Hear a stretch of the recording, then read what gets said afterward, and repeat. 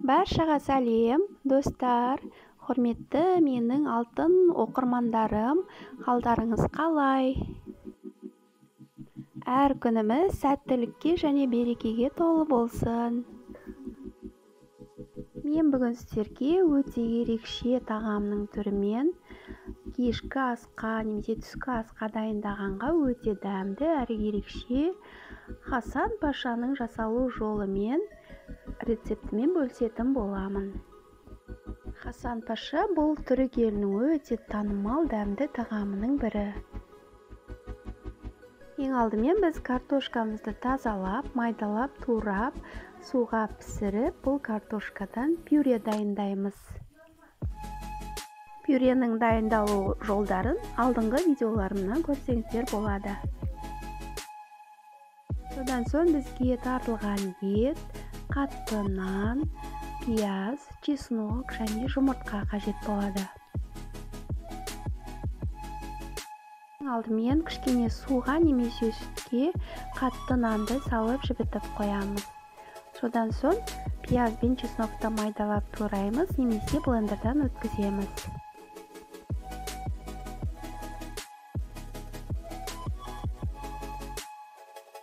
Майдалап туралған пияз бен чесногымызды тартылған етімізге қосамыз және де бағана жібітіп қойған нанымызды сырқып алып, осы тартылған етімізге қосамыз. Және де бір тал жұмыртқаны қосып, тұз, бұрыш, дәмдеуіштерді салып, жақсылап араластырамыз.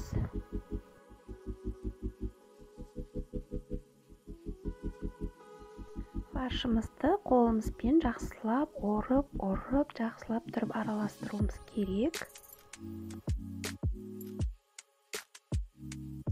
Мұны біздің фаршымыз дайын. Енді оны пергаментті қағаз төселген ыдысқа дөңгелектеп саламыз.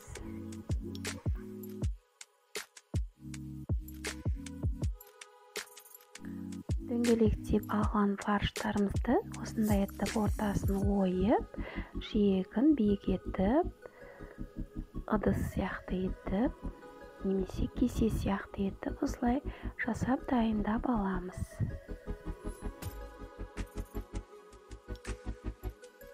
Осылай формасын әдемілеп болғаннан кейін қызып тұрған духовкамызға 180-190 градусқа 30 минутқа қойып пісіреміз.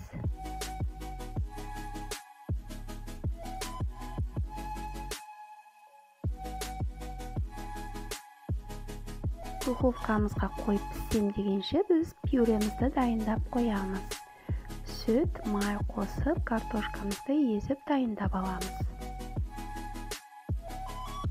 Духовкадан шығарып алғаннан кейін печкадан дайын болған пюрені әдемілеп бетіне қойып сәндеп, содан соң басқа ыдысқа ауыстырамыз.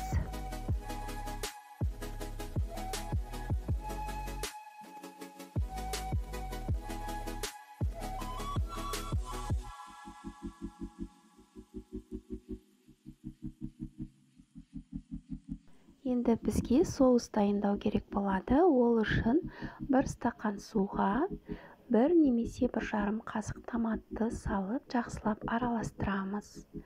Дайын болған соусты ыдысымызға котлеттеріміздің жаймен шетінен, ашық жерлерінен соусты құйып шығамыз.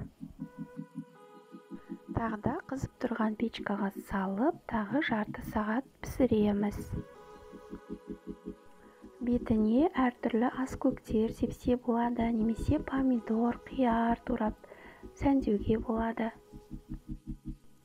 Мына достар, біздің Хасан Пашамыз дайын, пісіп шықты, дәмі өте керемет болды, жеп көрдім.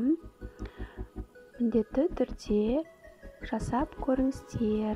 Достар, осы видеоның астына описаниеге рецептің толық мөлшерлерін жазып кететін боламын. Достар, видеом ұнаса, löпілдеріңізді аямаңыздар. Және де пікір қалдыруды ұмытпаңыздар. менің келесі видеоларымды жіберіп алмас үшін каналға тіркеліп қойыңыздар. Сау болыңыздар, рахмет.